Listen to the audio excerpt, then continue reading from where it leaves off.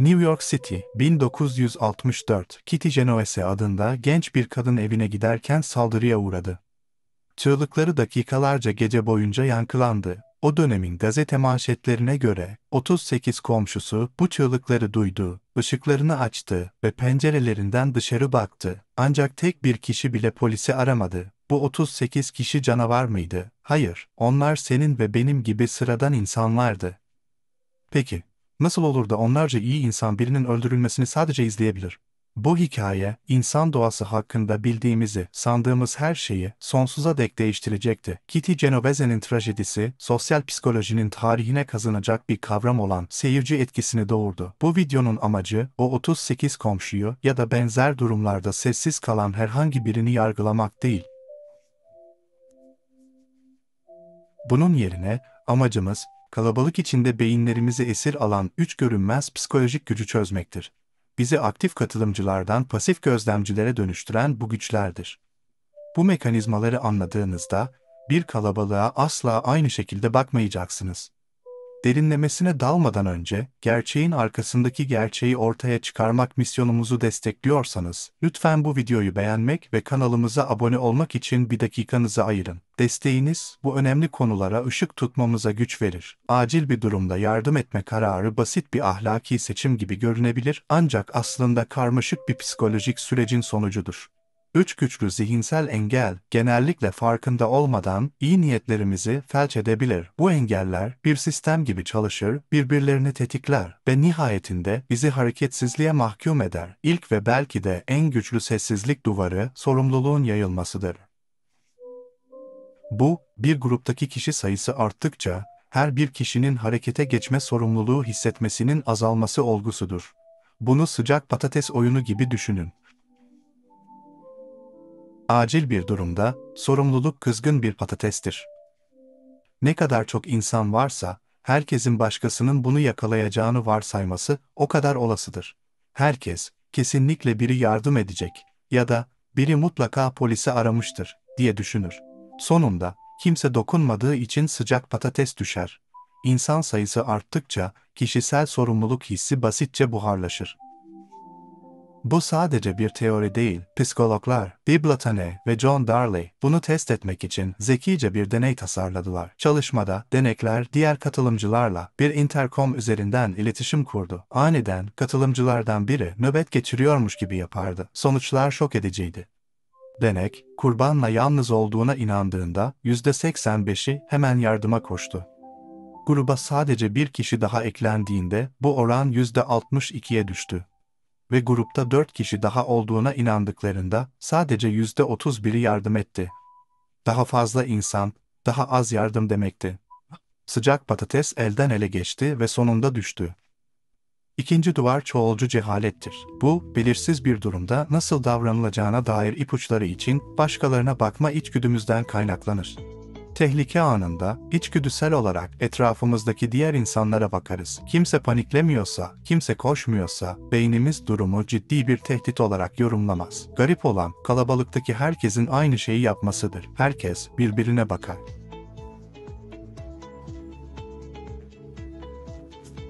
Herkes diğerlerinin hareketsizliğini yanlış yorumlar ve sonuç, kolektif bir cehalet durumu, tamamen tepkisizlik olur. Herkes sakin, çünkü diğerlerinin de sakin olduğunu varsayarlar. Latane ve Darley tarafından yapılan başka bir klasik deney, bunu mükemmel bir şekilde gösterir. Dumanla dolu oda deneyi olarak adlandırılır. Katılımcılar bir anket doldurmak için bir odaya getirildi. Birkaç dakika sonra, kapının altından odaya duman girmeye başladı.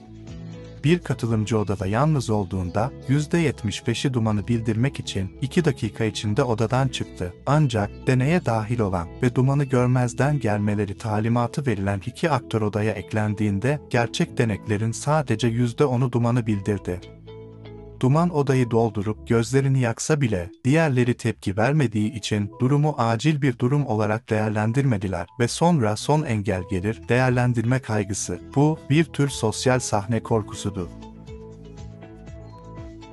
Kimse aşırı tepki veren, durumu yanlış değerlendiren ve kalabalığın önünde aptal gibi görünen kişi olmak istemez. Ya sadece şaka yapıyorlarsa veya ya yanlış anladıysam ve herkes bana gülerse diye düşünme korkusu, olumsuz yargılanma, utanma veya küçük düşme korkusu, fiziksel tehlike korkusundan bile daha güçlü olabilir. Aslında bu sosyal anksiyete bozukluğunun temel mekanizmalarından biridir. Utanç veya reddedilme korkusu o kadar yoğundur ki bizi hareketsizliğe iter. Bu kaygı, durum belirsiz olduğunda zirve yapar. Bu bir kavga mı, şaka mı, yoksa gerçek bir saldırı mı? Kimse sosyal sahnede yanlış rolü oynayan kişi olmak istemez. Sorumluluğun yayılması ve çoğulcu cehalet bizi zaten pasifliğe itiyorken, bu son sahne korkusu katmanı kapıyı tamamen kilitler. Şimdi kanalımızın adına sadık kalarak gerçeğin gerçeğine gelelim. Onlarca yıldır anlatılan 38 sessiz tanığın hikayesi tamamen doğru değil. Gerçek hikaye, Kitty'nin kendi kardeşi Bill Genovese tarafından araştırıldı ve The Witness belgeselinde yer aldı. Daha karmaşık, saldırı herkesin önünde tek bir uzun olay olarak gerçekleşmedi. İki ayrı saldırı vardı ve çoğu tanık ne olduğunu net bir şekilde görmeden sadece çığlıkları duydu. Birkaç kişi polisi aradı ancak verdikleri bilgiler eksik veya karışıktı. 38 tanık sayısı o dönemin medya ve polis raporları tarafından abartılmıştı. Yani bu seyirci etkisinin bir yalan olduğu anlamına mı geliyor? Kesinlikle hayır. Kitty Genovese'nin trajik hikayesinin efsanevi versiyonu, Latane ve Darley gibi bilim insanlarını bu fenomeni araştırmaya teşvik eden bir katalizör olarak hareket etti ve gerçekleştirdikleri sayısız deney, bu üç psikolojik duvarın ne kadar gerçek ve güçlü olduğunu kanıtladı. Ayrıca, en son araştırmalar bize daha umut verici bir gerçeği gösteriyor. 2019 yılında yapılan ve yüzlerce gerçek güvenlik kamerası kaydını analiz eden bir çalışma, tehlikeli ve açıkça şiddet içeren durumlarda seyircilerin %90'dan fazlasının müdahale ettiğini buldu.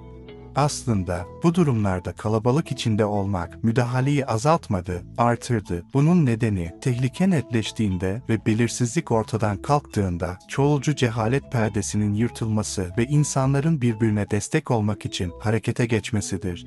Bu yüzden beynimiz bizi pasifliğe yönlendirebilse de içimizdeki kahraman doğru koşulların ortaya çıkmasını bekliyor. Bu karmaşık gerçeği anlamak konuyu daha da önemli hale getiriyor. Bu analizi değerli buluyorsanız beğen butonuna basarak bize bildirin. Abone olarak ve bildirimleri açarak bizimle gerçeğin daha fazla katmanını keşfetmeye devam edebilirsiniz. Peki bu görünmez psikolojik duvarları nasıl yıkabiliriz? Bu tehlikeli otomatik pilotu nasıl devre dışı bırakabiliriz? Cevap, belirsizliği ortadan kaldırmak ve sorumluluk atamakta yatıyor. Bu, sorumluluk duygusunu tüm kalabalığa yayar ve sıcak patates etkisi dediğimiz şeyi tetikler. Ama genel olarak yardım çağırmak yerine bir kişiyi seçin ve ona doğrudan net bir komut verin. Gözlerinin içine bakın ve şöyle bir şey söyleyin. Kırmızı montlu sen telefonunu çıkar ve 112'yi ara. Saldırıya uğruyorum. Bu tek cümle, 3 psikolojik engeli birden kırar. Sorumluluğu belirli bir kişiye atar. Bu da sorumluluğun yayılmasını durdurur. Durumu acil bir durum olarak net bir şekilde tanımlar, böylece çoğulcu cehalet için yer kalmaz. Ve bu, kişinin yargılanma korkusunu hafifletir. Çünkü artık kendi başlarına bir karar vermiyorlar, sadece net bir talimatı takip ediyorlar. Önce sorumluluk alın. Birisi yardım etmeli diye düşünmeyin. O birisi siz olun. Durumu güvenli bir mesafeden değerlendirin ve sessizliği bozun. Mağdura doğrudan ve yüksek sesle sorun, iyi misiniz? Yardıma ihtiyacın var mı? Bu basit soru, çoğulcu cehalet perdesini tamamen yıkabilir. Bu, durumu ciddiye almaları gerektiğini diğer herkese işaret eder. Fiziksel olarak müdahale etmek güvenli olmasa bile, telefonu çıkarıp polisi arayan ilk kişi olabilirsiniz. Unutmayın, bir kişinin harekete geçmesi genellikle başkalarını da aynı şeyi yapmaya teşvik eder. Özetle, seyirci etkisi, 3 güçlü psikolojik mekanizmanın tehlikeli bir birleşimidir. Sorumluluğun yayılması, çoğulcu cehalet ve değerlendirme kaygısı. Bu etki, insanların kötü ya da kayıtsız olduğu için değil, sosyal durumlarda yol almamıza yardımcı olmak için beyinlerimize yerleştirilmiş sosyal otomatik pilotlar nedeniyle meydana gelir. Ama şimdi bu otomatik pilotların farkındasınız ve bir mekanizmayı anlamak, onu kontrol etmenin ilk ve en önemli adımıdır. Bu bilgi sadece bir psikoloji dersi değil, bir hayat kurtarabilecek bir araçtır. Artık sadece bir seyirci olmak zorunda değilsiniz. Şimdi sıra sizde. Hiç böyle bir duruma tanık oldunuz mu? Belki müdahale ettiniz ya da belki donup kaldınız. Yargılamak veya utandırmak için değil, sadece birbirimizi daha iyi anlamak için soruyoruz. O anda ne hissettiniz veya ne yaptınız? Deneyimlerinizi aşağıdaki yorumlarda dürüstçe paylaşın.